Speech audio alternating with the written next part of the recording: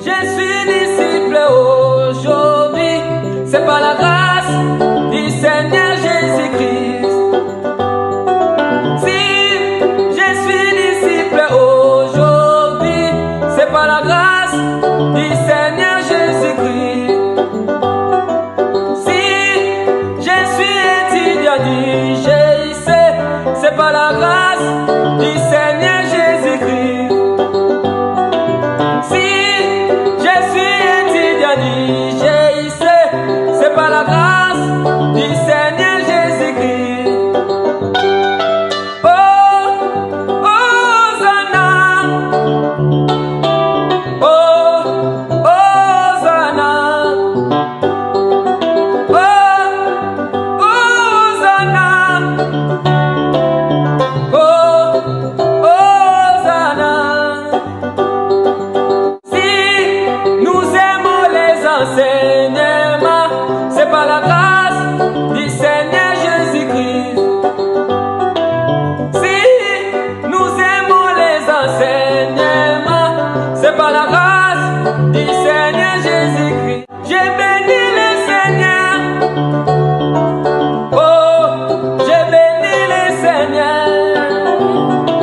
Oh, moi j'ai béni le Seigneur. Oh, j'ai béni le Seigneur.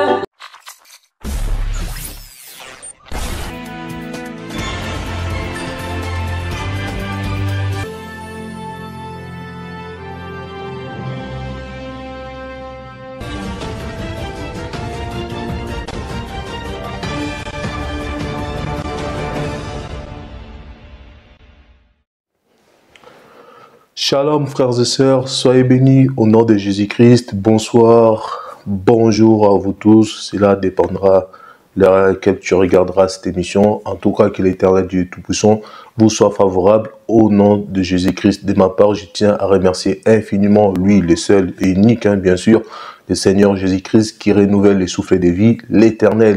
Oh Dieu, merci pour toutes choses, Éternel Dieu Tout-Puissant, et merci aussi pour tes enfants que tu fortifie jour et nuit. Merci, que toute la gloire te soit rendue pour les siècles et des siècles. Amen. Merci à vous les habitués de cette émission. Aujourd'hui, nous allons parler de l'évangile tordu des religieux. Qu'est-ce que c'est l'évangile tordu des religieux? L'évangile tordu de la religion, c'est ça que nous allons parler. Alors sans tarder, frères et sœurs, nous allons faire appel à celui que l'on appelle le début comme la fin, à celui qu'on appelle l'alpha et oméga, les tout-puissants qui viennent guider cette émission. Prions vous et moi au nom de Jésus-Christ. Seigneur éternel Dieu tout-puissant, merci pour ces temps magnifiques, adorables, formidables que tu as donné à tes enfants. Seigneur, nous te donnons ces temps. Nous voulons que Seigneur, que tu nous enseignes, Seigneur Jésus-Christ, que tu nous sois favorable, éternel, du début comme à la fin. Insistez-nous, enseigne-nous, Seigneur, en ton nom, Jésus-Christ. Nous avons ainsi prié et nous disons merci, Seigneur Jésus-Christ. Amen. Amen, frères et sœurs. Alors, bien aimés, voyez-vous, j'ai parlé de l'évangile tordu de religieux. Qu'est-ce que c'est l'évangile tordu des religieux? Nous allons prendre notre premier verset sans tarder, frères et sœurs. Alors, là, je suis dans Matthieu 22, 29. Je lis au nom de Jésus-Christ. Jésus leur répondit, vous êtes dans l'erreur parce que vous ne comprenez ni les Écritures, ni la puissance de Dieu. Amen. Frères et sœurs, pourquoi j'ai pris ces passages bibliques? Il y a 3 jours, je pense déjà qu'on a fait une émission, les bien-aimés et moi, c'est-à-dire frère Logan et les frères bienvenus. Dans cette émission, j'arrêtais pas de répéter une phrase que je disais à nos bien-aimés, à tout enfant de Dieu, de sortir de la religion. J'avais pas eu le temps d'expliquer pourquoi je disais cela. Donc, je voulais en profiter pour dire, pour expliquer pourquoi en fait. Alors, voyez-vous, un enfant de Dieu, c'est une personne qui est affranchie. Pourquoi? Le Seigneur dit, vous connaîtrez la vérité vous affranchira. Donc, une personne qui est affranchie, c'est une personne qui est libre. Or qu'une personne qui est religieuse, c'est une personne qui est condamnée par des commandements qu'il reçoit de là haut pour les donner ensuite à ceux qui sont en bas. C'est-à-dire une personne qui reçoit les commandements au point A pour les donner au point B. Donc c'est tout un système vraiment bien structuré, un système bien composé, bien aligné pour donner ces ordres-là, pour commander un peu les choses. Voilà, c'est ça une religion. Alors qu'un enfant de Dieu, c'est une personne qui connaît la vérité, qui a la connaissance et qui est libre. Donc ça n'a rien à voir avec un religieux ou une religion. Ça n'a rien à voir. Donc c'est voilà pourquoi je disais à nos bien-aimés de sortir de la religion, ne pas être esclave de la religion, mais être esclave de la vérité. Voilà, c'est ça. Donc, je disais, Matthieu 22, 29, qui nous dit, Jésus leur répondit, vous êtes dans l'erreur parce que vous ne comprenez ni les Écritures, ni la puissance de Dieu. Pourquoi Jésus dit cela? Parce que aujourd'hui aussi, nous voyons beaucoup, soi-disant, hommes de Dieu, qui sont toujours dans les églises locales, les églises bâtiments, qui sont vraiment, je pèse mes mots, en erreur et qui n'ont toujours rien compris à la puissance de Dieu. Pourquoi? Parce que l'apôtre Paul, le frère Paul nous dit, on prêche Christ ressuscité et non Jésus qui est dans la loi. Alors que dans des églises aujourd'hui, prêchent toujours Jésus dans la loi et non Christ ressuscité. Je comprends pourquoi, parce que ils sont dans l'erreur, ils ne comprennent ni les Écritures, ni la puissance de Dieu, c'est pour cela. Et Dieu les a envoyés, la puissance d'égarement, c'est pour cela qu'ils sont égarés et ils ne comprennent rien à l'Écriture. Donc, voilà frères et sœurs, je vais prendre mon premier verset dans 2 Pierre 3, 15, 16. Alors, 2 Pierre 3, 15 à 16. J'ai lu au nom de Jésus-Christ. Croyez que la patience de notre Seigneur est votre salut. Comme notre bien-aimé frère Paul vous l'a aussi écrit, selon la sagesse qui lui a été donnée. C'est ce qu'il fait dans toutes les lettres où il parle de ces choses, dans lesquelles il y a des points difficiles à comprendre, dont les personnes ignorantes et mal affermies tordent les sens comme celui des autres Écritures pour leur propre ruine. Amen. Bien aimé, vous voyez, frère Pierre nous dit que il y a des choses que l'apôtre, le frère Paul a écrit, qu'il y a certaines personnes mal affermies. Ces personnes-là ne comprennent pas ces choses-là, donc ils tordent les Écritures et ça pour leurs propres conséquences. Donc nous voyons qu'aujourd'hui, il y a beaucoup d'hommes de Dieu qui ne comprennent pas les Écritures et qui tordent les Écritures. Et en faisant ça, c'est pour leur propre ruine qu'ils font ces choses-là. Donc nous comprenons pourquoi les religieux aujourd'hui ne comprennent pas les Écritures. Donc aujourd'hui, on continue en quotidien de plus en plus qui font ça. Donc ça fait que ruiner leur propre personnalité. Voilà. Alors, voyez-vous, aujourd'hui, quand nous venons dans les églises, entre guillemets, locales, ils nous disent « Bienvenue dans la maison du Seigneur » ou « Bienvenue dans l'église de Dieu ». Alors que moi, je dis c'est faux. C'est faux, archi faux, parce que, comme je dis, ils ne comprennent ni les Écritures. Un enfant de Dieu, tu ne peux pas lui dire « Bienvenue dans la maison du Seigneur » car les Écritures certifient bien que nous sommes les temples de Dieu. Alors, une personne qui est le temple de Dieu, Dieu habite en lui. Comment peux-tu lui dire de bienvenue dans l'église de Dieu? Quand tu me dis bienvenue dans l'église de Dieu, alors Dieu il dit qu'il habite dans nous. Dieu n'habite pas dans les maisons faites des hommes. Donc, comment tu peux me dire bienvenue dans l'église de Dieu? On va prendre un verset bien-aimé. Prenons 1 Corinthiens. 1 Corinthiens 6, 19, 20. 1 Corinthiens 6, 19, 20. Je lis au nom de Jésus-Christ. Ne savez-vous pas que votre corps est le temple du Saint-Esprit qui est en vous, que vous avez reçu de Dieu et que vous ne vous appartenez point à vous-même, car vous avez été rachetés à un grand prix. Glorifiez donc Dieu dans votre corps et dans votre esprit qui appartiennent à Dieu. Amen. La Bible nous dit, ne savez-vous pas que votre corps est le temple du Saint-Esprit qui appartient à Dieu? Mais comment ça, toi l'homme de Dieu, tu me dis bienvenue dans la maison de Dieu? Première erreur.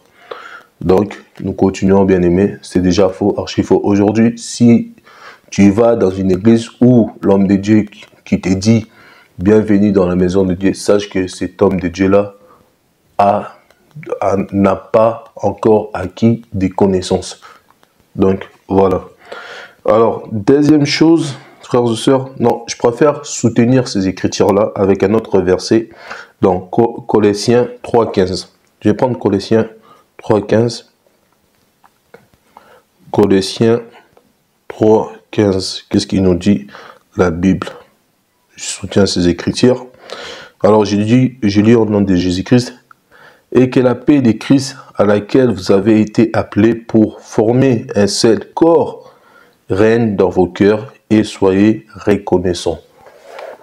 Frère, que la paix du Christ, vous avez été appelés pour former les seuls corps. Donc, ce qui veut dire, l'Esprit de Dieu habite en moi.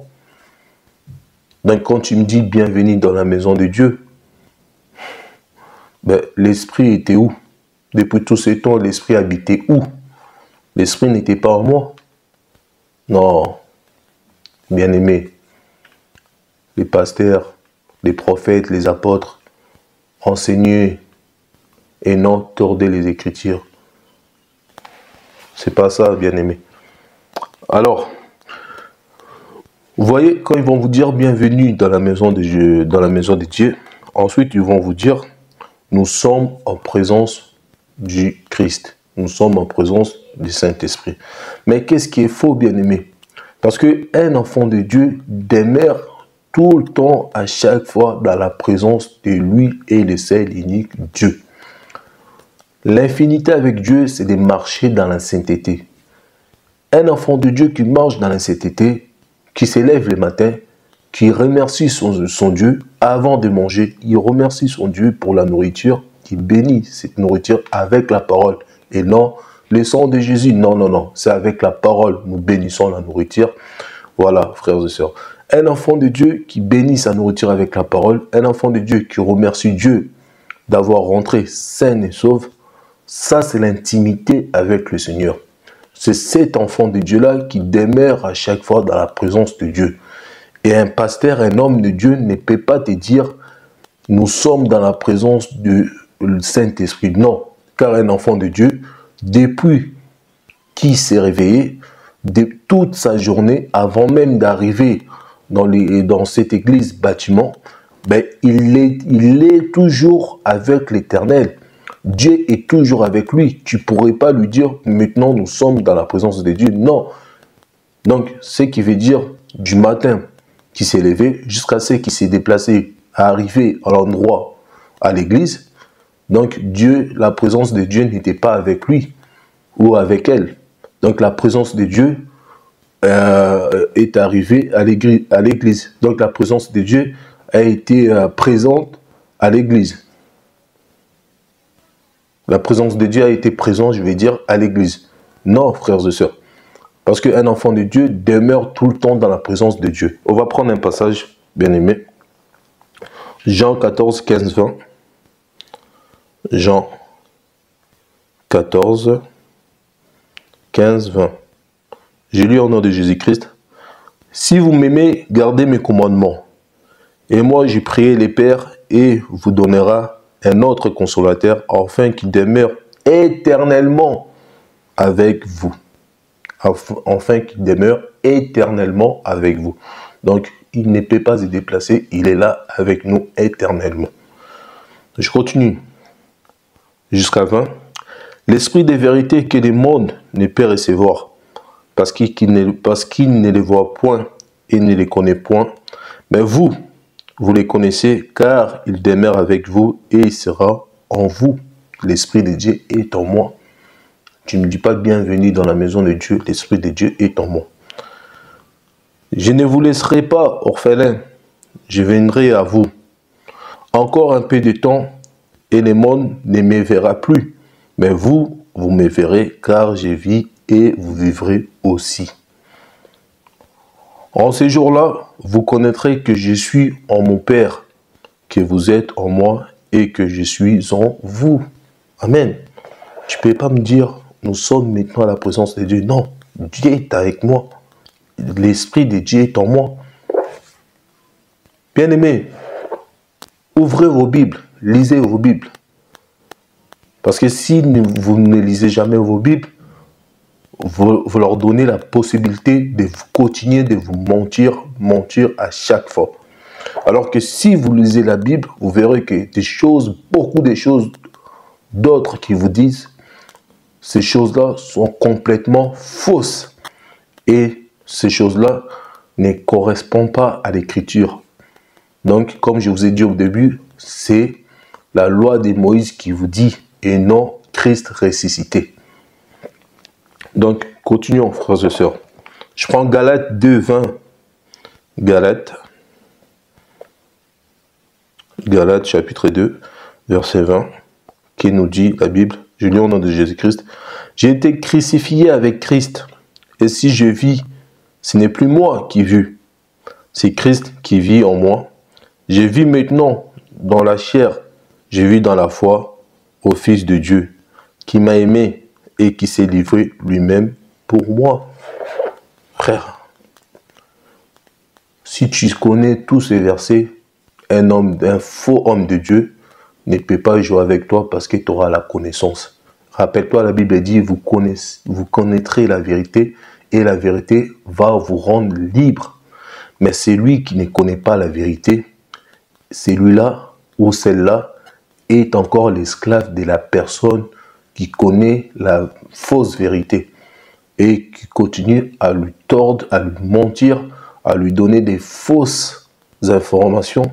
Donc, frères et sœurs, lisez vos Bibles, que l'Éternel vous fasse grâce de sa connaissance, afin que vous sortez des religions, je veux dire, de vous dégager de ça et d'être libre. Voilà. Nous continuons, frère. Vous voyez, par la suite, ils vont vous dire, maintenant, nous allons appeler le sang de Jésus, ou maintenant, nous allons invoquer le sang de Jésus. Qu'est-ce qui est faux aussi, archi faux, parce que, bien aimé, frères et sœurs, que Dieu vous soit favorable au nom de Jésus-Christ. Voyez-vous, le sang de Jésus, nous ne pouvons pas l'invoquer. Le sang de Jésus, nous ne pouvons pas l'appeler. Parce que nous voyons dans les églises maintenant. Maintenant, nous allons appeler le sang de Jésus. Le sang de Jésus sur les démons. Le sang de Jésus sur vos habits. Le sang de... Oh là là là là là là.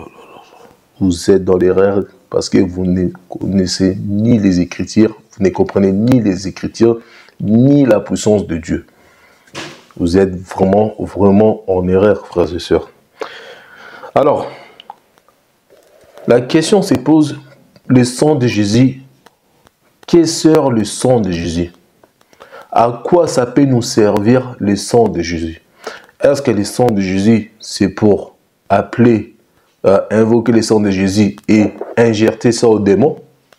Est-ce que le sang de Jésus, nous devons appeler le sang de Jésus pour que, comme les autres disent, le sang de Jésus qui couvre ma maison, le sang de Jésus dans mes habits? Non, non, frères et sœurs. Vous priez mal, vous ne recevez pas parce que vous priez mal. Quelle est la mission ou l'objectif du sang de Jésus? Nous allons prendre par là, frères et sœurs, Ephésiens 2, 12, 15.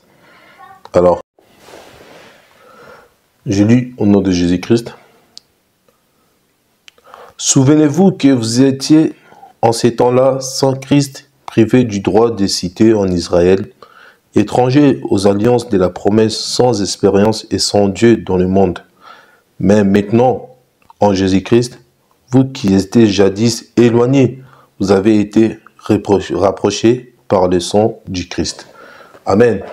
Bien-aimés, le sang de Jésus a servi à quoi? Le sang de Jésus, eh bien, a servi à nous prendre, nous, l'Église, qui était éloignée. Autrefois, quand Dieu avait choisi Abraham, quand Dieu avait fait son alliance avec Abraham, et Dieu avait mis les nations à côté. Dieu avait marché avec Israël. Alors que nous, les nations, nous étions autrefois éloignés de Dieu. Donc, le sang de Jésus a servi que nous, l'Église, nous puissions se rapprocher à Dieu, que nous ne soyons plus abandonnés, que nous ne soyons plus seuls, que nous ne soyons plus nous soyons plus ni héritiers, donc sans protection, je voulais dire. Donc le sang de Jésus a servi à ça, frères et sœurs. Le sang de Jésus a servi à ça. Et si je vais même plus loin, l'eau qui a sorti dans Jésus, dans les côtes de Jésus, cette eau-là a servi à laver l'Église, à donner les baptêmes à l'Église. Donc voilà, ça aussi c'est vraiment tout un enseignement. Mais là je parle vraiment du sang de Jésus, à quoi ça sert. Ça ne sert pas à, comme disent les faux hommes de Dieu, en invoquant les sangs, injecter les sangs sur les démons, envoyer les sangs sur les démons. Non, non, non, frères et sœurs, faites pas ça. Faites pas ça, c'est du grand n'importe quoi. Et c'est pas du tout une prière que Dieu va écouter ou va attendre. Non, ça c'est du grand n'importe quoi. Mais je vais soutenir ces écritures avec Éphésiens 1, 7. Prenons Éphésiens 1, verset 7. Éphésiens 1, verset 7. Je lis au nom de Jésus-Christ. En lui, nous avons la rédemption par son sang, la rémission des péchés selon la richesse de sa grâce. Amen. Voilà, la Bible nous dit en lui, rédemption, ça veut dire en lui, nous avons été rachetés par son sang. Vous voyez, nous avons été rachetés par son sang. Donc, rachetés par son sang. Le sang de Jésus a servi que nous, les nations, que nous soyons rachetés, que nous, les nations, nous puissions s'approcher de Jésus, avoir reçu la bénédiction d'être aussi héritier. Voyez-vous, c'est pourquoi maintenant la Bible nous dit il n'y a ni juif, il n'y a ni païen, car nous tous nous formons maintenant un seul corps dans lui-même. Donc, nous avons été rapprochés de Dieu par le sang de Jésus et non par qu'est-ce que l'homme de Dieu, soi-disant, ils vous disent dans les églises, bâtiments locaux, les religieux qui vous disent ça, les religions qui vous disent invoquer le sang de Jésus. Non, ça ne sert pas, ça ne sert à rien. Ce n'est pas tout à fait qu'est-ce que la Bible nous dit, frères et sœurs. Donc, ne les faites pas, c'est faux, archi faux. C'est un évangile purement satanique et diabolique, car le sang de Jésus sert à racheter, tu donnais ta robe blanche. C'est comme si tu voulais que Dieu rachète les démons, que Dieu pardonne les démons. Non, frères et sœurs, c'est impossible, car eux, ils ont leur récompense, ils ont leur, comment dire, ils ont leur fin, c'est d'être tous jetés, voilà, jetés, finir dans les feux éternels, brûler, voilà, être tous brûlés dans les feux éternels. Donc, c'est pratiquement impossible que le sang de Jésus-Christ soit accordé aussi aux démons. Donc, c'est vraiment un évangile purement diabolique. Ne le faites pas, frères et sœurs. Donc, voilà. Et après, vous allez attendre, ils vont vous dire évoquer les feux. Donc, nous allons maintenant évoquer les feux. Pourquoi? Parce qu'Élie avait évoqué les feux. Nous aussi, nous allons évoquer les feux pour nos ennemis. Que Dieu, que les feux brillent vos ennemis, que les feux... Non, non, non, bien-aimé, non, non. Ce n'est pas ça l'évangile du Christ, bien-aimé. Jésus a dit, aimez-vous les uns les autres. Et il est parti même plus loin à dire que aimez même vos ennemis, frères et sœurs. Toi qui pries à Dieu, de Dieu, le feu, que le feu brille mes ennemis. Non, frères et sœurs, non. Ce n'est pas comme ça que tu dois prier. Pourquoi? J'aime toujours pourquoi. Parce que quand on dit une chose, il faudra donner une solution. Pourquoi? C'est bien ça pourquoi. Nous allons prendre maintenant Luc 9, 54, 56. Prenons Luc 9. Luc chapitre 9, versets 54 à 56. Je lis au nom de Jésus-Christ, le Tout-Puissant. Et il leur dit, quiconque reçoit en mon nom ces petits enfants, me reçoit moi-même, et quiconque me reçoit, reçoit celui qui m'a envoyé, car c'est lui qui est le plus petit parmi vous tous, c'est celui-là qui est grand. Voilà, je suis bien dans Luc 9, 54, 56. Non, attendez, excusez-moi, j'étais en 48. Luc 9, 54, 56. Voilà, j'y suis. Voilà, Luc 9, 54, j'ai lu au nom de Jésus-Christ. Les disciples, Jacques et Jean, voyant cela, dirent, Seigneur, veux-tu que nous combattions, que le feu descende du ciel et les consume? Écoutez la réponse de notre Maître, le Seigneur Jésus-Christ. Jésus s'est tournant vers eux et les réprimanda, disant, vous ne savez de quel esprit vous êtes animés. 56, je continue, frères et sœurs. Car le Fils de l'homme est venu non pour perdre les âmes des hommes, mais pour les sauver. Et ils allèrent dans un autre bourg. Amen. Frères et sœurs, vous avez tous entendu la réponse de Jésus qui a donné à ses disciples. C'est comme aujourd'hui dans les églises, vous dites, les pasteurs vous disent d'invoquer les feux. Invoquer le feu. Mais Jésus nous dit, aimez-vous les uns les autres. Pardonnez-vous. Excusez-vous. Aimez vos ennemis. Mais toi, ma soeur, quand tu dis que mon pasteur, quand ton pasteur te dit, on va invoquer les feux, est-ce que c'est là? C'est une preuve d'amour? Parce que Jésus nous dit, la réponse de Jésus est claire. Vous ne savez de quel esprit vous êtes animé. Donc, par là, nous comprenons que votre homme de Dieu, votre prophète, votre pasteur ou apôtre, il est animé à un esprit impur. Donc, cet homme de Dieu, il y a un esprit impur qui est dans lui. Donc, ce n'est pas un homme de Dieu. Donc, c'est l'esprit du diable qui est en lui, qui lui possède et qui lui envoie pour dire ces choses-là. Car le Seigneur a dit non. Le Seigneur a fermement dit non à ses disciples.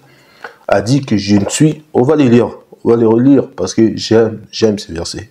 Jésus se tournant vers eux et les réprimanda, disant, vous ne savez de quel esprit vous êtes animés, car le Fils de l'homme est venu non pour perdre les âmes des hommes, mais pour les sauver.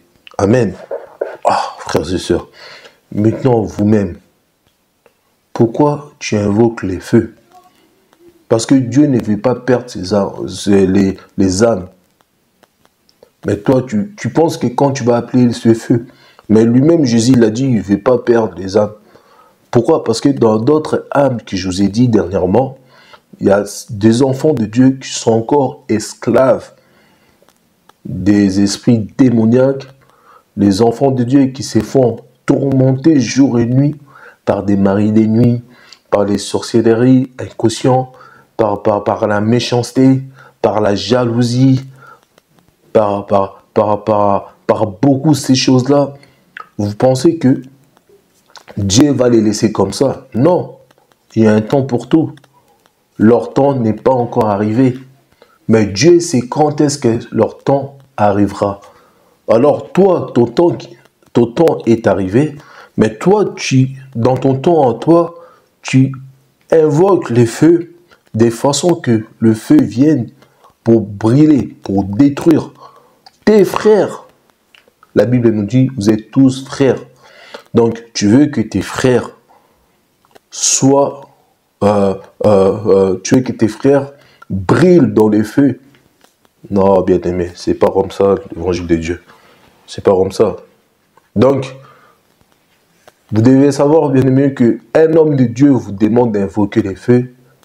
C'est pas l'esprit de Dieu qui est en lui. Donc, le Seigneur lui-même l'a dit, vous ne savez de quel esprit vous êtes animé.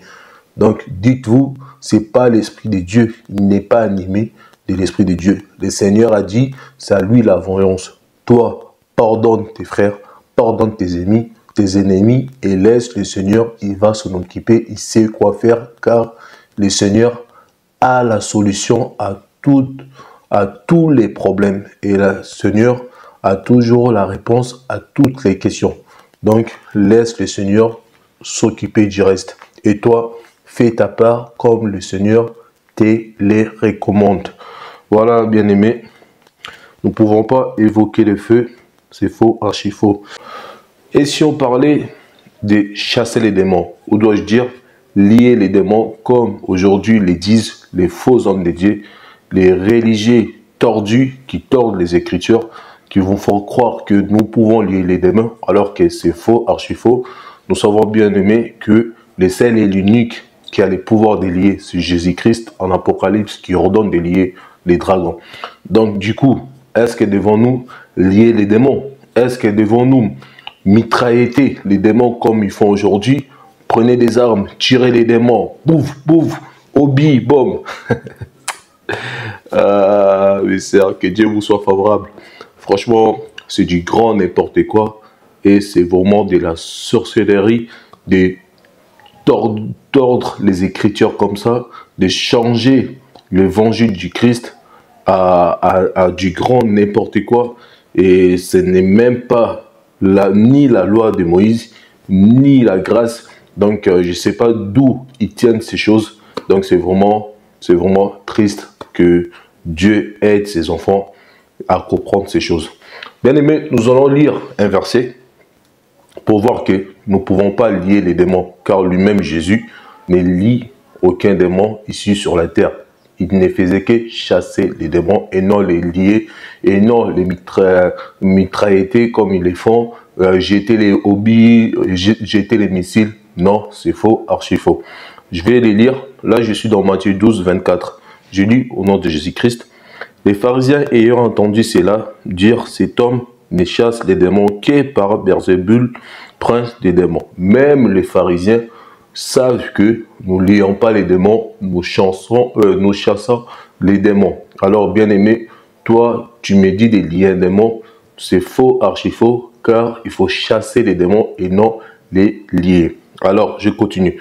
Comme Jésus connaissait leurs pensées, il leur dit, tout royaume divisé contre lui-même est dévasté, et toute ville ou maison divisée contre elle-même ne peut subsister. Si Satan chasse Satan, il est divisé contre lui-même. Comment donc son royaume subsistera-t-il? Et si moi je chasse les démons par Beelzébul, vos fils par qui les chassent-ils? C'est pourquoi ils seront eux-mêmes vos juges. Amen. Jésus même lui-même, il répète encore les mots. Et si moi, Matthieu 12, 27, et si moi, je chasse les démons par Beelzébul, vos fils, vous voyez, Jésus dit chasser et non lier. Voilà. Donc, je continue ces versets, frères et sœurs. Je continue jusqu'à 28.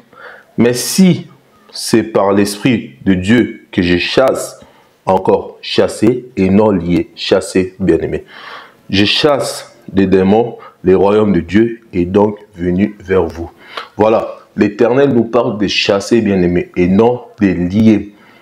Éloignez-vous de ces hommes-là, frères et sœurs. Ils vous font faire des pratiques diaboliques, sataniques, qui n'ont rien à voir avec la loi de Moïse déjà, et qui n'a rien à voir aussi avec l'évangile de Christ. Ça n'a rien à voir. Pourquoi? Parce que qu'est-ce qui est charnel, qu'est-ce qui est physique? C'est par les physiques qu'on les traite. Jésus a dit, bien-aimé, dans Luc 20 à 25, Jésus l'a dit, on va les lire.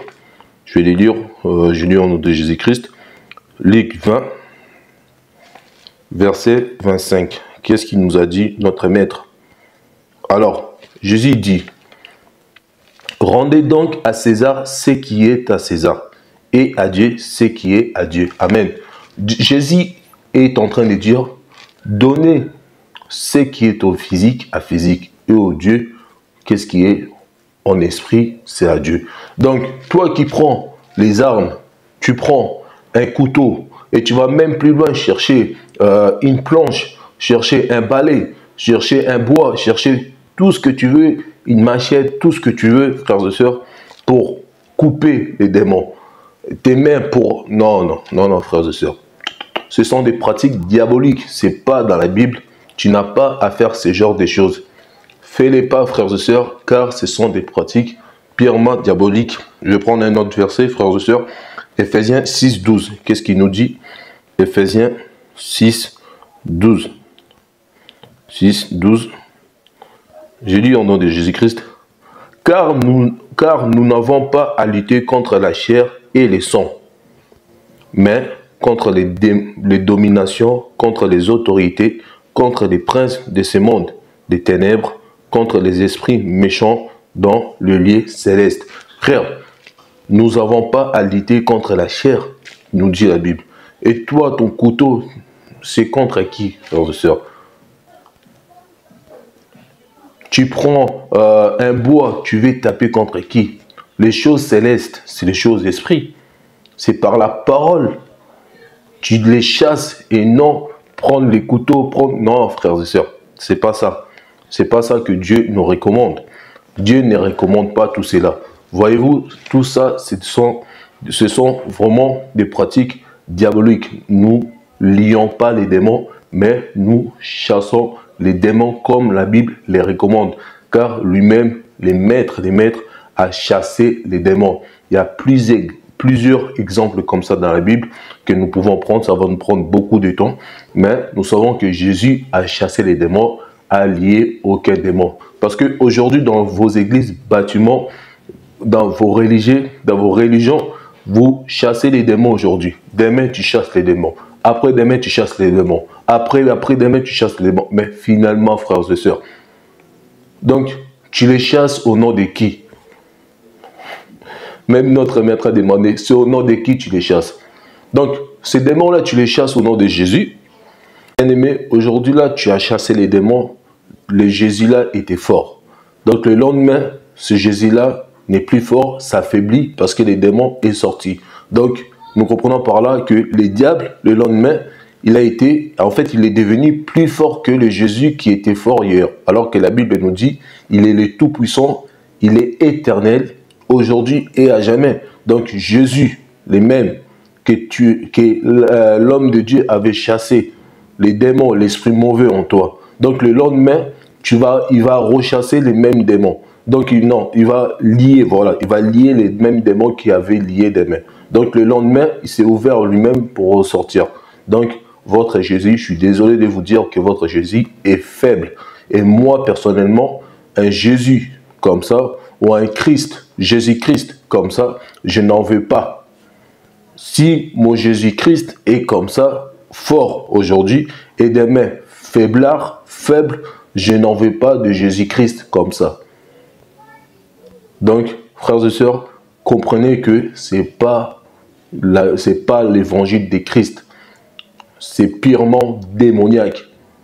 Donc, sortez au milieu d'eux, n'écoutez pas tout ce que ces religieux tordus vous disent.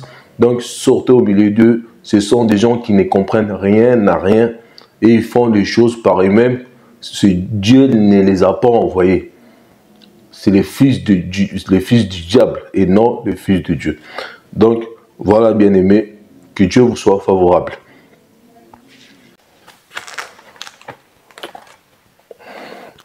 Que Dieu vous soit favorable, que l'Éternel vous fortifie, mes frères, mes sœurs, que le Seigneur, que la vérité vous affranchit, bien-aimés. Alors, prière sur les montagnes. Est-ce qu'un enfant de Dieu peut se déplacer comme maintenant dans les églises, les églises bâtiments? On va aller aux montagnes, on va prier aux montagnes. Mais pourquoi faire, bien-aimé? Pourquoi tu vas aller te donner du mal à partir dans les montagnes? Pourquoi faire? Qu'est-ce qu'il nous dit la Bible? Jean 4, 19, 24. Jean 4, 19, 24. J'ai lu au nom de Jésus-Christ. Seigneur, lui dit la femme, je vois que tu es prophète. Nos pères ont adoré sur cette montagne. Et vous dites, vous, que les lieux où il faut adorer est à Jérusalem. Écoutez bien. Femme, lui dit Jésus. Là, c'est Jésus qui parle. Femme, lui dit Jésus, crois-moi, l'heure vient où ça ne serait ni sur cette montagne, ni à Jérusalem, que vous adorez les pères. Vous adorez ce que vous ne connaissez pas. Nous adorons ce que nous connaissons, car le salut vient des Juifs. Mais l'heure vient et elle est déjà venue, où les vrais adorateurs adoreront les pères en esprit et en vérité, car ce sont là les adorateurs que les pères demandent. Dieu est esprit et il faut que ceux qui l'adorent en esprit. Amen. Frères et sœurs, vous avez attendu par vous-même. Qu'est-ce qu'il a dit lui-même? Jésus, il a dit, l'heure vient où elle est déjà venue, où les vrais adorateurs adoreront les pères en esprit. Donc, ça ne sert à rien que tu vas dans les montagnes. Tu as des problèmes, rentre dans ta chambre, prie ton père qui est dans les secrets, et les pères dans les secrets, va te répondre. Tu vas aller faire une semaine dans les montagnes, en fait, aussi avec la situation qui est là-bas, là, dans les pays africains, tu vas te donner. Non, bien-aimé, c'est pas par les œuvres que tu es sauvé, bien-aimé. Prie ton Père. Nous l'avons lu. Jean 4, 24, il dit, Dieu est esprit et il faut que ceux qui l'adorent, l'adorent en esprit et en vérité. Tu n'es pas obligé à partir dans les montagnes. Non, bien-aimé. Non, non, non. C'est faux, archi faux. Alors, nous allons toucher par là, vite fait, je veux dire, parce qu'on n'a plus le temps. Voilà, nous allons parler un peu du veillé aussi, bien aimé. Nous allons parler des veillées. Voyez-vous, veiller aujourd'hui, surtout dans les pays africains, je veux dire, même ici, hein, ici en France aussi, c'est en fait l'évangile des lois de Moïse. Ça commence aussi à venir, à prendre place ici en Europe. Car tu vas voir un enfant de Dieu ou un religieux, je vais dire, faire du grand n'importe quoi du 1er janvier au 30 décembre. Et les 31, il va aller veiller, je vais aller veiller à l'église. Pourquoi? Parce que les religieux maintenant ont sémé cet évangile tordu dans la tête des enfants de Dieu. Pourquoi? Parce que la Bible nous recommande de veiller, alors que c'est faux, archi faux, bien aimé. Il n'est pas interdit de veiller. Écoutez-moi bien, il n'est pas interdit de veiller. Tu peux veiller comme vous le faites dans l'église bâtiment, mais que cela ne soit pas une recommandation, que cela ne soit pas inhabituel. que cela ne soit pas une quotidienne. En fait, aujourd'hui, ils vous font croire que c'est la Bible qui recommande à un enfant de Dieu de faire des veillées, des prières. Non, c'est faux, archi faux. C'est pour ça que je disais que ils sont dans l'erreur parce qu'ils ne comprennent ni les Écritures ni la présence de Dieu. Donc ils ont tordu l'évangile à leur manière. Donc ils n'ont pas compris qu'est-ce que les Écritures disaient par veiller. Les veillées dont la Bible nous parle, c'est pas d'aller rester de 20h à 6h du matin, dormir par terre, c'est d'avoir mal aux côtes, avoir mal au dos, avoir mal au ventre, parce que nous avons dormi dans les conditions non appropriées. Non, bien-aimé, non, ce n'est pas par vos œuvres que vous allez être sauvés. Non, bien-aimé, c'est pas ça. C'est pas ça, bien-aimé. Les veillées dont la Bible nous parle, ce n'est pas ça. On va prendre un verset biblique. Je suis dans 1 Corinthiens 16, 13. Je lis au nom de Jésus-Christ. Veillez, demeurez fermes dans la foi. Soyez des hommes, fortifiez-vous. Que tout ce que vous faites se fasse avec charité. Amen. Je vais prendre un deuxième verset. Bien aimé, je prends Proverbe 4, 23. Prenons Proverbe 4, 23. Proverbe 4, 23, j'ai dit. Ouais, Proverbe 4, 23, qui nous dit la Bible. Garde ton cœur plus que toute autre chose, car de lui viennent les sources de la vie. Amen. Les veillées dont la Bible nous parle, bien aimé, c'est de garder ton cœur, comme dit dans Proverbe. Garde ton cœur dans toutes choses. C'est garder ton cœur toujours disponible à Dieu.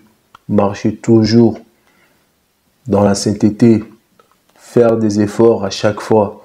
Veiller, être prudent. Ne pas se laisser distraire dans les biens de ce monde. Ne pas se laisser distraire dans les plaisirs de ce monde. De toujours garder, de toujours mettre lui, Dieu, à l'avant. Toujours Dieu au début. C'est comme ça, c'est veiller, c'est veiller là, d'être prudent. C'est ça que la Bible nous parle, de veiller, de garder nos cœurs. Je vais prendre un autre verset dans Deutéronome 4, 9. Deutéronome 4, 9, qu'est-ce qu'il nous dit la Bible? Deutéronome 4, 9. J'ai au nom de Jésus-Christ. Seulement prends garde à toi et veille attentivement sur ton âme tous les jours de ta vie, de peur que tu n'oublies les choses que tes yeux ont vues et qu'elles ne sortent de ton cœur. Enseigne-les à tes enfants et aux enfants de tes enfants. Amen. Voilà, frères et sœurs, j'ai pris ces trois exemples-là pour vous dire que les veillées dont la Bible nous parle, c'est d'être prudent, de garder les choses de Dieu, de les garder toujours, de les transmettre à nos enfants et ensuite à nos petits-enfants. C'est pas les veillées qu'aujourd'hui, aller passer 7 heures à dormir, à prier, à crier, à crier, à crier. Non, non, non. Non, bien aimé, c'est pas ça, c'est pas ça. C'est pas ça. Lisez vos Bibles. Que Dieu vous fasse, que Dieu vous soit favorable pour que vous compreniez ces choses. C'est vraiment très important pour un chrétien d'avoir la connaissance. La connaissance. Osée 4, 6, il nous dit que mon peuple périt faute de connaissances. Donc, et Jésus lui-même, il dit aussi que vous êtes dans l'erreur parce que vous ne comprenez ni les Écritures, ni la puissance de Dieu. Pourquoi? Parce qu'il y a un manque de connaissances. Pour un chrétien, doit être affranchi, doit être libre. Celui qui est affranchi, c'est celui-là qui est libre. C'est lui ou celle qui connaît les Écritures. Et quand tu es affranchi, tu connais tout cela, tu verras que un faux homme de Dieu ne viendra jamais te duper, frères et sœurs. Alors, nous allons prendre les derniers sujets. Alors, voyez-vous, même les religieux aujourd'hui, ils ont réussi aussi à vous mettre ça dans la tête, que les parents sont le Dieu ici sur la terre, comme on dit en lingala, papa baza banza menabinase. Donc les parents, c'est le Dieu c'est le Dieu ici sur terre. Mon frère, je dis c'est faux, archi faux, parce que ton père ou ta mère ne sera jamais ton Dieu sur la terre. C'est faux, archi faux. Qu'ils ne vous disent pas oui, mais on dit ça par rapport à qui t'a donné la vie. Non, faux, archi faux. Il n'y a pas un verset dans la Bible où c'est certifié que ton père, c'est ton Dieu sur la terre. Il n'y a pas. Il n'y a pas, ça n'existe pas. Par contre, Colossiens 3, 20, 21 nous dit, nous allons aussi les retrouver en Exode, mais Colossiens 3, 20, 21 nous dit, Colossiens 3, 20, 21. Colossiens 3, 20, 21 nous dit, je lis au nom de Jésus-Christ, enfants, obéissez à toutes choses à vos parents, car cela est agréable dans le Seigneur. La Bible nous recommande d'obéir fermement à nos parents. Mais la Bible ne nous dit pas que nos parents sont de Dieu sur la terre. Faux. Et écoutez, Père, n'héritez pas vos enfants de peur qu'ils ne se découragent. Donc, toi, en tant qu'enfant, ton rôle, c'est d'obéir à ton Père. Car cela est agréable à Dieu. C'est les commandements que Dieu a donnés d'obéir à ton papa, à ta maman. Tu dois l'obéir, tu dois le respecter. C'est Dieu qui te les demande et tu dois le faire. Mais toi aussi père, toi aussi mère, n'héritez pas vos enfants du père qui ne se décourage. Parce qu'un enfant qui se décourage ne pourrait plus t'obéir comme il est faut. Donc, chacun a ses devoirs. Papa, parent, maman, ton devoir, c'est de ne pas pousser ton enfant jusqu'au bout. Et enfant, ton devoir, c'est d'obéir à tes parents, à des choses qui te le demandent. Attention, les choses correctes, les choses qui vont dans le chemin de Dieu, pas des choses horribles. Donc voilà. Pourquoi je dis c'est pas de Dieu sur la terre? Parce que Ésaïe, je prends un dernier verset et je m'arrête, frères et sœurs. Je m'arrête. Ésaïe nous dit quoi dans Ésaïe 37, 16? Ésaïe 37, 16 nous dit, Ésaïe 37, 16, j'ai lu au nom de Jésus-Christ, l'Éternel des armées, Dieu d'Israël, assis sur le chérubin, c'est toi qui es le seul Dieu de tout le royaume de la terre. C'est toi qui as fait le ciel et la terre. Amen. Ésaïe certifie bien que c'est le Dieu, le Tout-Puissant, Jésus-Christ, c'est lui le seul que le Dieu de toute la terre. Donc ici, sur la terre, il n'y a pas d'autre Dieu à part lui-même, le seul Dieu unique, Jésus-Christ. Mais nous, les enfants, nous devons obéir fermement à nos parents. J'ai bien dit, nous devons obéir à nos parents. Mais le parent aussi doit faire sa part à ne pas nous décourager, pour ne pas accomplir notre tâche. Donc chacun doit garder sa part et le faire comme il se doit. Donc voilà, qu'ils arrêtent de déformer les Écritures, les religieux, ces hommes, ces soi-disant hommes de Dieu qui ne respectent même pas les frères Paul, lui qui nous dit prêchons Christ ressuscité, mais eux qui prêchent encore la loi, et ensuite même la loi qui prêche, ils déforment encore la loi et ils ne respectent même pas aussi la loi de Moïse qui pêche. Donc frères et sœurs, que le Seigneur vraiment vous donne, vous soit favorable.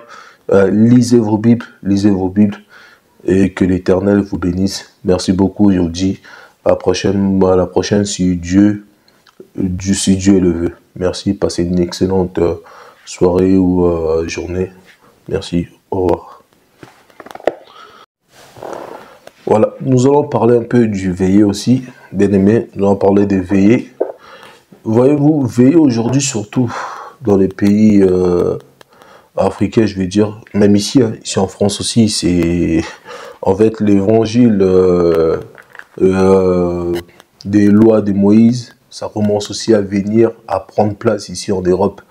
Car tu vas voir un enfant de Dieu ou un religieux, je vais dire, faire du grand n'importe quoi du 1er janvier au 30 décembre et les 31, il va aller veiller, je vais aller veiller à l'église. Pourquoi? Parce que les religieux maintenant ont sémé cet évangile tordu dans la tête des enfants de Dieu. Pourquoi? Parce que la Bible nous recommande de veiller, alors que c'est faux, archi faux, bien aimé. Il n'est pas interdit de veiller. Écoutez-moi bien, il n'est pas interdit de veiller. Tu peux veiller comme vous le faites dans l'église bâtiment, mais que cela ne soit pas une recommandation, que cela ne soit pas inhabituel, que cela ne soit pas une quotidien. En fait, aujourd'hui, ils vous font croire que c'est la Bible qui recommande à un enfant de Dieu de faire des veillées, des prières. Non, c'est faux, archi faux. C'est pour ça que je disais que ils sont dans l'erreur parce qu'ils ne comprennent ni les Écritures ni la présence de Dieu. Donc ils ont tordu l'évangile à leur manière. Donc ils n'ont pas compris qu'est-ce que les Écritures disaient par veiller. Les veillées dont la Bible nous parle, c'est pas d'aller rester de 20h à 6h du matin, dormir par terre, c'est d'avoir mal aux côtes, avoir mal au dos, avoir mal au ventre, parce que nous avons dormi dans les conditions non appropriées. Non, bien-aimé, non, ce n'est pas par vos œuvres que vous allez être sauvés. Non, bien-aimé, c'est pas ça. C'est pas ça, bien-aimé. Les veillées dont la Bible nous parle, ce n'est pas ça. On va prendre un verset biblique. Je suis dans 1 Corinthiens 16, 13. Je lis au nom de Jésus-Christ. Veillez, demeurez fermes dans la foi. Soyez des hommes, fortifiez-vous. Que tout ce que vous faites se fasse avec charité. Amen. Je vais prendre un deuxième verset. Bien aimé, je prends Proverbe 4, 23. Prenons Proverbe 4, 23. Proverbe 4, 23, j'ai dit, ouais, Proverbe 4, 23, qui nous dit la Bible. Garde ton cœur plus que toute autre chose, car de lui viennent les sources de la vie. Amen. Les veillées dont la Bible nous parle, bien aimé, c'est de garder ton cœur, comme dit dans Proverbe. Garde ton cœur dans toutes choses. C'est garder ton cœur toujours disponible à Dieu.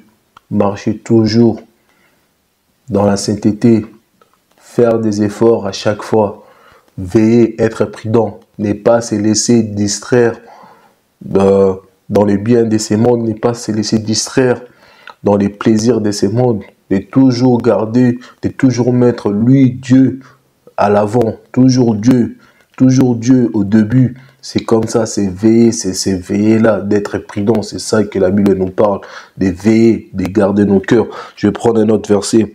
Dans Deutéronome 4, 9. Deutéronome 4, 9, qu'est-ce qu'il nous dit la Bible? Deutéronome 4, 9. J'ai au nom de Jésus-Christ. Seulement prends garde à toi et veille attentivement sur ton âme tous les jours de ta vie, de peur que tu n'oublies les choses que tes yeux ont vues et qu'elles ne sortent de ton cœur.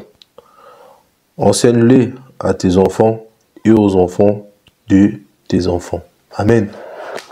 Voilà, frères et sœurs, j'ai pris ces trois exemples-là pour vous dire que les veillées dont la Bible nous parle, c'est d'être prudent, de garder les choses de Dieu, de les garder toujours, de les transmettre à nos enfants et ensuite à nos petits-enfants. C'est pas les veillées qu'aujourd'hui, aller passer 7 heures à dormir, à prier, à crier. Non, non, non. Non, bien aimé, c'est pas ça, c'est pas ça. C'est pas ça. Lisez vos Bibles. Que Dieu vous fasse, que Dieu vous soit favorable pour que vous compreniez ces choses. C'est vraiment très important pour un chrétien d'avoir la connaissance. La connaissance. Osée 4, 6, il nous dit que mon peuple périt faute de connaissances. Donc, Et Jésus lui-même, il dit aussi que vous êtes dans l'erreur parce que vous ne comprenez ni les Écritures, ni la puissance de Dieu. Pourquoi? Parce qu'il y a un manque de connaissances. Pour un chrétien, doit être affranchi, doit être libre. Celui qui est affranchi, c'est celui-là qui est libre. C'est lui ou celle qui connaît les Écritures. Et quand tu es affranchi, tu connais tout cela, tu verras que un faux homme de Dieu ne viendra jamais te dipper, frères et sœurs. Alors, nous allons prendre les derniers sujets. Alors, voyez-vous, même les religieux aujourd'hui, ils ont réussi aussi à vous mettre ça dans la tête, que les parents sont le Dieu ici sur la terre, comme on dit en Lingala, papa baza banza menabinase. Donc les parents, c'est le Dieu, c'est le Dieu ici sur terre. Mon frère, je dis c'est faux, archi faux, parce que ton père ou ta mère ne sera jamais ton Dieu sur la terre. C'est faux, archi faux. Qu'ils ne vous disent pas oui, mais on dit ça par rapport à qui t'a donné la vie. Non, faux, archi faux. Il n'y a pas un verset dans la Bible où c'est certifié que ton père, c'est ton Dieu sur la terre. Il n'y a pas. Il n'y a pas, ça n'existe pas. Par contre, Colossiens 3, 20, 21 nous dit, nous allons aussi les retrouver en Exode, mais Colossiens 3, 20, 21 nous dit, Colossiens 3, 20, 21. Colossiens 3, 20, 21 nous dit, je lis au nom de Jésus-Christ, enfants, obéissez à toutes choses à vos parents, car cela est agréable dans le Seigneur. La Bible nous recommande d'obéir fermement à nos parents. Mais la Bible ne nous dit pas que nos parents sont de Dieu sur la terre. Faux. Et écoutez, Père, n'héritez pas vos enfants de peur qu'ils ne se découragent.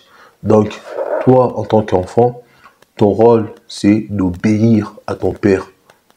Car cela est agréable à Dieu. C'est les commandements que Dieu a donnés d'obéir à ton papa, à ta maman. Tu dois l'obéir, tu dois le respecter.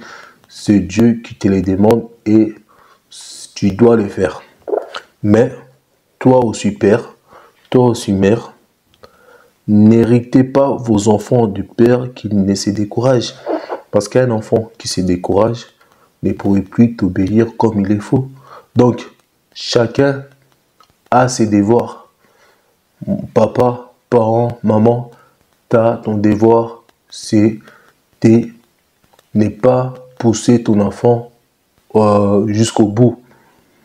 Et enfant, ton devoir, c'est d'obéir à tes parents, à des choses qui te le demandent. Attention, les choses correctes, les choses qui vont dans le chemin de Dieu, pas des choses horribles.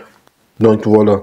Pourquoi je dis c'est pas de Dieu sur la terre? Parce que Ésaïe, je prends un dernier verset et je m'arrête, frères et sœurs. Je m'arrête. Ésaïe nous dit quoi dans Ésaïe 37, 16? Ésaïe 37, 16 nous dit, Ésaïe 37, 16, j'ai lu au nom de Jésus-Christ, l'Éternel des armées, Dieu d'Israël, assis sur le chérubin, c'est toi qui es le seul Dieu de tout le royaume de la terre. C'est toi qui as fait le ciel et la terre. Amen. Ésaïe certifie bien que c'est le Dieu, le Tout-Puissant, Jésus-Christ, c'est lui le seul que le Dieu de toute la terre. Donc ici, sur la terre, il n'y a pas d'autre Dieu à part lui-même, le seul Dieu unique, Jésus-Christ. Mais nous, les enfants, nous devons obéir fermement à nos parents. J'ai bien dit, nous devons obéir à nos parents. Mais le parent aussi doit faire sa part à ne pas nous décourager, pour ne pas accomplir notre tâche. Donc chacun doit garder sa part et le faire comme il se doit. Donc voilà, qu'ils arrêtent de déformer les Écritures, les religieux, ces hommes, ces soi-disant hommes de Dieu, qui ne respectent même pas les frères Paul, lui qui nous dit prêchons Christ ressuscité, mais eux qui prêchent encore la loi, et ensuite même la loi qu'ils prêchent, ils déforment encore la loi, et ils ne respectent même pas aussi la loi de Moïse qui pêche. Donc, frères et sœurs, que le Seigneur vraiment vous donne, vous soit favorable. Lisez vos Bibles, et que l'Éternel vous bénisse. Merci beaucoup, je vous dis à la prochaine si Dieu le veut. Merci, passez une excellente soirée ou journée. Merci, au revoir.